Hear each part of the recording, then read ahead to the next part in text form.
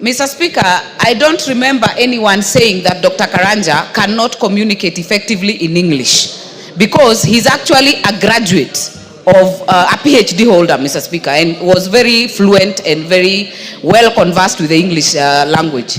The only issue we had was the issue of speaking in Portuguese, and we've had others who have gone, including yourself, without speaking the local language.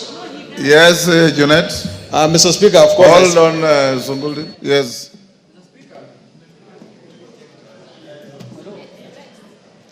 Mr. Speaker, I want to also say that having a PhD does not mean that you know English.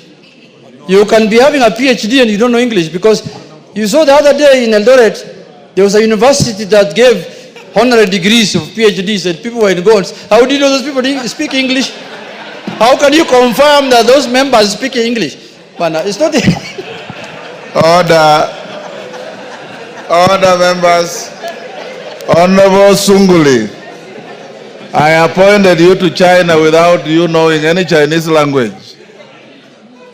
So, Mr. Speaker, that is why, with the benefit of the hindsight, yes, I'm able to advise that yes, it becomes a problem. But I took an immediate measure and learned Chinese. Yes. And Mr. Speaker, you can also attest that when you came to China, I was able to translate some Chinese, yes, to you. Yes, I'm just saying that in future, as we draft this policy, let us take that into consideration so that we can appoint people who are fit for purpose.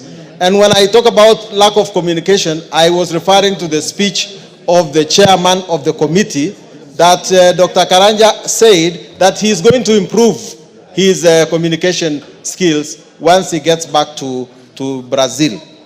Mr. Speaker, I also want to commend His Excellency the President for appointing Mr. Nur Gabo to be Consul General. Yes, Bashir, what's the point of order? Motion, sir. Honorable Speaker, I want to... Sungule, do you want to be informed? You know, I want to... Yes, you can let him inform. Go ahead. Honorable Speaker, and I just want to inform Honorable Sungule and the House that the point where our chairman said that the nominee said he's going to improve on his communication skills was not particular on his speech, but it was, we asked him a question on why, when he was the Minister for Agriculture, that he kept quiet when so many things were happening, including the issue of vaccination. And he said there was a lapse, and that in future he's going to improve on his communication skills to the public and the people he serves. Thank you.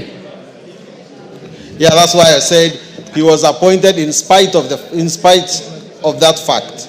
But Mr. Speaker, I was at the point of saying that I wish to thank His Excellency the President for appointing Mr. Nur Gabo to be Consul General to the Port-au-Prince in Haiti. That, like Brazil is the only place where we have our embassy in South America. And I hope that this position that Mr. Nur Gabo has been appointed to becomes a position where he's ambassador to the Caribbean, rather than just a Consul General to Haiti. But it is a testament, Mr. Speaker, of the fact that the mission in Haiti is actually now getting some fruits. Contrary to what we had predicted here in this House, it seems like the brave sons of Kenya are at long last making a difference in Haiti. And I hope that Mr. Gabo will, if his presence in Haiti, his presence in the Port-au-Prince, will in fact now enhance our responsibilities in that place. And it is very important that we eventually take this office away from Haiti to in fact Kingston itself, so that the rest of the Caribbean can come under the loop of Kenya, because we need the Caribbean countries when it comes to our diplomacy. We have our foot in South America. We need to extend that to Santiago in Chile. We have our foot now in Port-au-Prince. We need to extend that again to the rest of the Caribbean.